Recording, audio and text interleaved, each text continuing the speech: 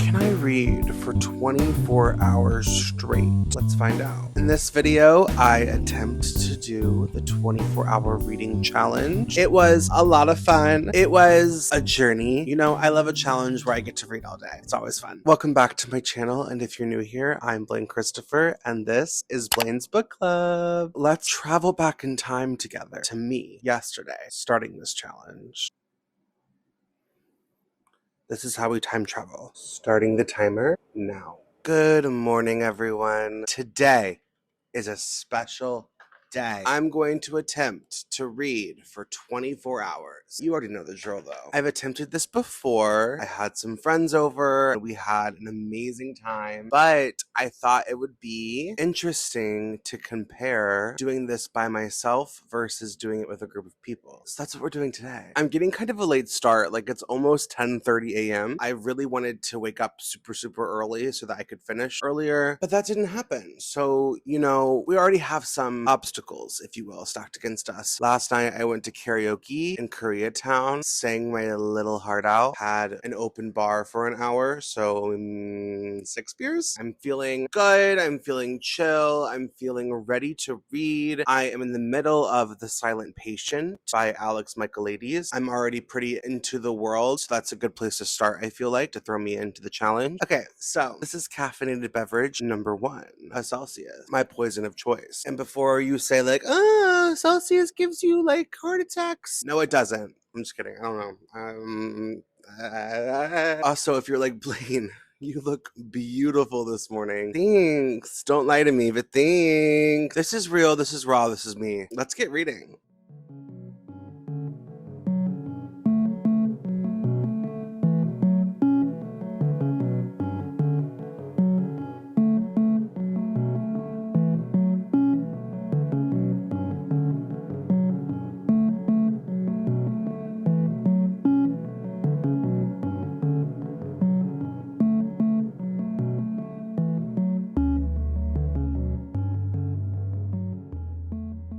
What's up? It's been an hour. I am on page 163 of The Silent Patient. If you haven't read The Silent Patient, it was a very popular book, I think in like 2019, 2020. I feel like everyone I've talked to has read this book except for me. This book splits between two POVs. We have Theo, the psychotherapist of Alicia, and then we have Alicia, his patient, and we get her POV so far, at least, in diary entries that she is writing. Alicia is a painter. She has become infamous and gained a lot of notoriety as a painter because she had just shot her husband in the face a bunch of times and painted this self-portrait of her, and instead of going to jail was admitted into a psychiatric hospital where she currently is, and she refuses to speak. The only statement we have gotten about the murder is through this painting because Alicia either refuses to speak or is so traumatized from the event that she doesn't speak. Theo, the psychotherapist, is trying to almost put together the pieces like a detective. It's giving more, I'm trying to research for a book that I'm writing about Alicia more than I am trying to put together the pieces to help Alicia. In his chapters, which is in present day, of him treating Alicia, he has visited people from her past to get information on what Alicia was like and what her relationship with the people around her was like. I think one of my favorite moments of the book so far is Theo gets in trouble with the hospital he's working with, and they're like, you need to stop reaching out to her family. That's inappropriate. And he's like, of course, you have my word. And then you flip the page and it's like, so now I'm on my way to go meet her aunt. And I think it's just like cheeky and funny, and I like moments like that in darker thrillers. Checking in, I am about 200 pages in. I am ready for the climax, ready for truth, ready for action. But I'm not bored, and I haven't been bored, but I am ready for the story to move. I'm ready for it to spring forward. I know I said that I was going to be alone doing this today, but actually Megan is almost here, and she's going to maybe read or do like a fun craft and just kind of keep me company while I read. There will be like slight distractions, but fun and welcomed and lovely distractions. All right. Let's get back into it. Hello. Hey, Maggie Pope. Maggie Pope. What's up? She is Hey. one of my favorite readers. I've been slacking though this past year for real. And she's also a writer. I've been slacking though this past year for real.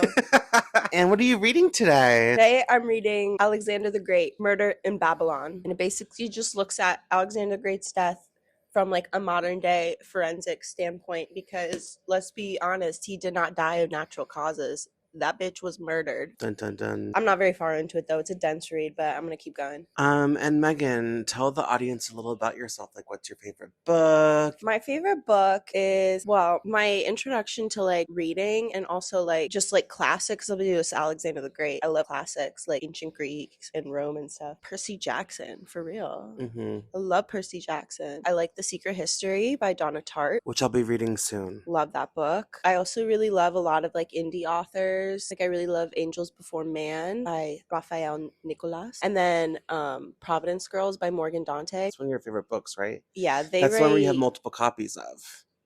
I only have one copy of that book, but I have multiple copies of Angels Before Man. Oh, okay, that's what I'm thinking of. And Morgan Dante is a fantastic writer as well. They write really nice, like some gay stuff, but a lot of sapphic stuff, which is great. Because there's a very, in the queer reading sphere, there's a lot more gay than there is lesbian. Really? Like of like good books. Okay. I feel like there's a lot of lesbian like young adult stuff. I don't know. Maybe I just well, I mean, like haven't it's kind of like how there are way more gay bars in the city and there's like 3 lesbian bars in the city. Well, look in the whole country. What is it? Like less than 20 lesbian bars in the whole country? Yeah. People do really lesbian bar road trips. Yeah, we need to do better for our lesbians, for sure. Yeah, I mean, look at what happened, like, this is actually a perfect conversation because it was Lesbian Day the other day, National Lesbian Day, and lesbians did a lot for the gay man community during the AIDS crisis. Absolutely. When the government stepped down, the lesbians stepped up. They did. And they were donating blood, doing drives, and visiting friends in the hospital. We loved the lesbians. I love lesbians. Sophia got me this sweater. And this is a lesbian.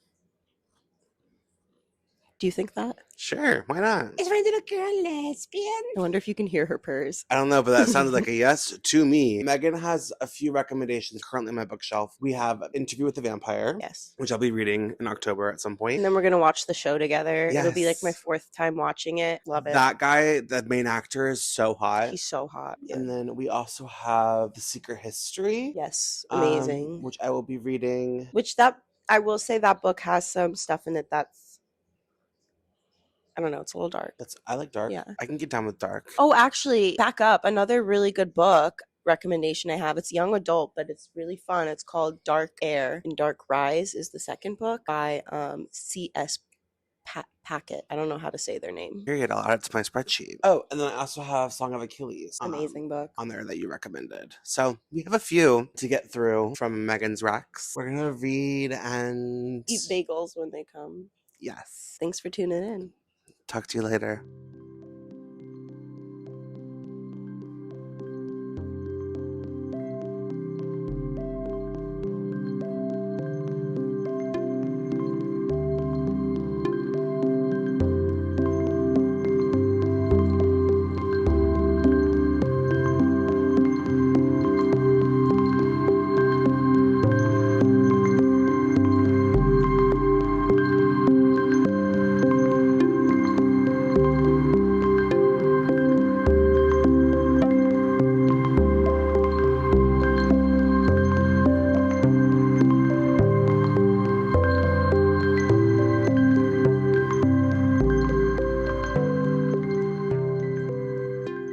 All right, I have finished The Silent Patient by Alex Michaelides. I'm going to rate it 3.5 stars. I thoroughly enjoyed it the whole time. However, I fear the twist was accidentally spoiled for me, which the entire book basically leads up to. So I think it would be rated higher if I had not known the twist. However, you know, an entire analysis on how much you liked a book probably shouldn't be solely based on the twist of a story. But but it was good. I'm not like shook by it. But I was never bored. I've heard some people say it's kind of a slow read. I didn't feel that way at all. I never felt like, oh my God. Maybe I kind of felt that way once we got to a certain point where I was like, all right, and I'm ready for the reveal to happen because I know what the reveal is. But even then it was nice to see it unfold. But now that I finished this book, I am so excited because I get to pick a new one. And I've been reading nonstop horror, thriller, mysteries this past month. Even like in September, I was doing that. So I am going to take a well-needed break and I'm going to go for a little romance. And I think I'm going to read one of the queer romances I picked up from the Ripped Bodice. So let's peruse the bookshelf, shall we? Okay. My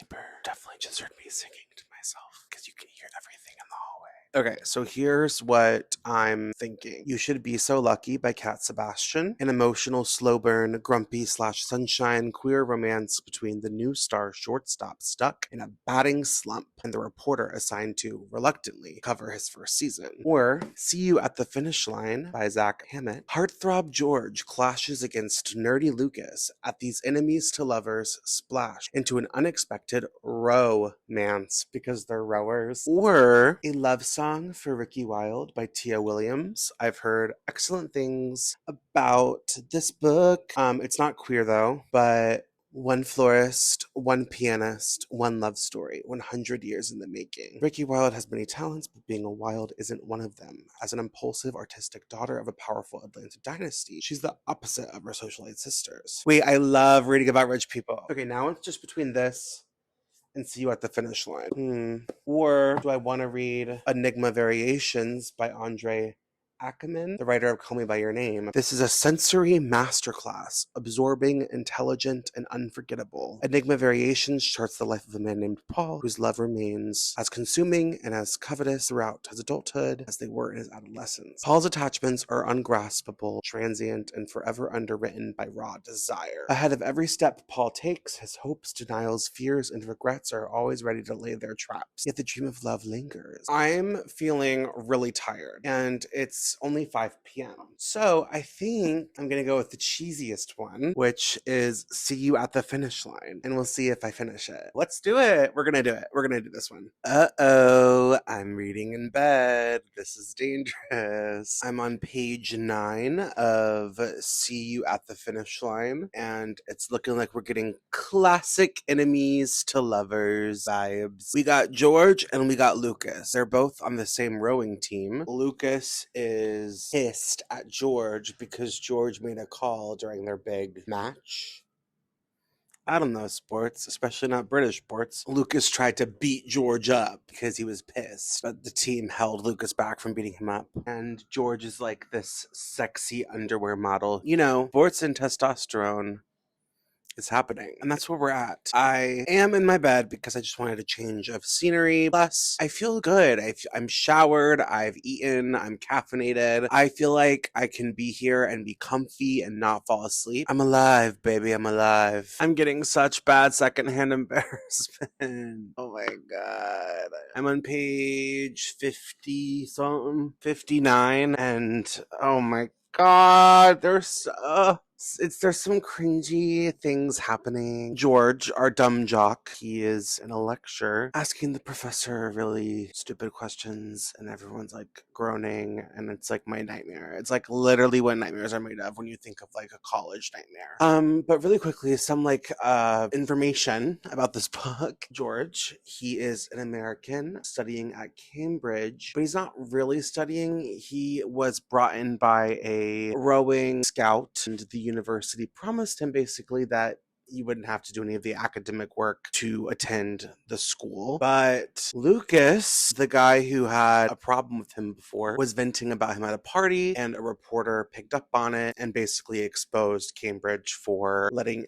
athletes slide through classes without having to try. So Cambridge is like, you have to pass these exams or you gotta go, buddy. Sorry. George is like, Lucas, please tutor me because you're the only guy here who knows economics. And Lucas is like, ew, no, don't like you. But Lucas has a crush on this guy named Amir, but he is like so socially awkward and doesn't know how to talk to people. And so he's like, if you teach me how to get laid, I will tutor you. And that's where I'm at so far. Honestly, Honestly, I don't know if I did a good job explaining that just then. I am tired and it's only like, what, 8 p.m.? It's time for caffeinated beverage number 3? I think it's 3. I look crazy right now.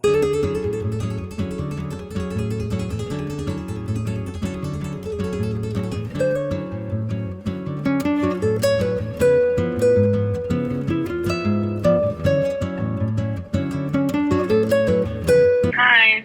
I threw up. That's it.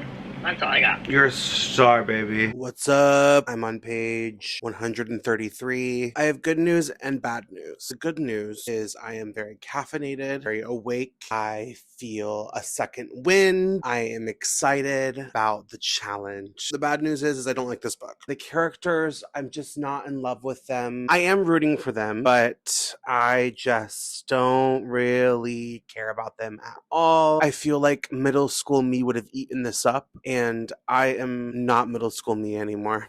I feel like Disney gays would really like this book. You know, they don't go to Disney World or anything, but it's just that vibe of like, I don't know. I've definitely giggled at some parts and like, I'm not hating it. I just, you know what? I don't know why I'm trying to sit here and give like a whole critique on this book. But the good news is that I am having fun. Let's just say it's no red, white, and royal blue, and we will leave it at that. But you know, I'm only 130 something pages in, so not even halfway through. So I feel like, you know, things can turn around. Let's be positive. Things can turn around. It's getting better, folks. It is. I am on page 213. I think this would be an excellent little Netflix film. Yeah. I really am needing them to do it. And that's kind of everything I have to say. The clock, we have 10 hours left. I'm kind of a slow reader, you guys, just as you probably have put together. I actually don't feel like I want to go to sleep, but I am itching for like a really good romance. So I'm excited to finish this so I can read something else if I hopefully get to that point. I think if I do this again, instead of just vibrating in the moment, I think I might make a list of some options beforehand. So then in the moment, I can kind of just like, because I find myself like, you know, when you are reading and then you have to like reread a paragraph because you kind of zoned out. That's happened to me a few times, and it's because I'm thinking about what I want to read next. And I was like, I feel like maybe I should read Song of Achilles next. And I was like, oh wait, I have to finish this page. But yeah, I'm surprised by how less tired I am doing this right now than I was last time when I had friends here. But I also had started earlier in the morning that time, so maybe I'm just talking out of my ass and talking too soon. Hey, stay tuned to find out.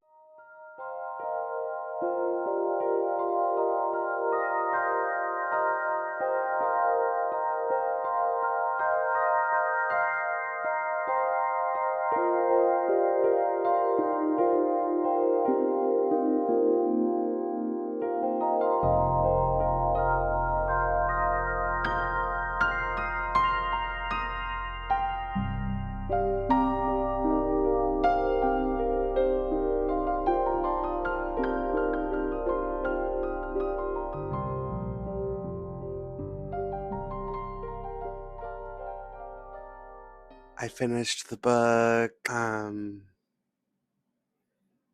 See You at the Finish Line by Zach Hammett. I am giving it 2.5 stars, and I feel bad about that because I know the author probably worked so hard on it, but like it was just a little juvenile for me, which is crazy because I'm not like an insanely highbrow academic. I don't need like highbrow entertainment, but I just feel like the writing was a little reminiscent of my writing. And that's not a compliment. I just feel like it could have used a lot of editing, more editing, but I love the concept. I needed more character development. I liked that I learned a little bit more about the sport of rowing. I had known nothing before about the sport of rowing, but now I know there is a cox, and that uh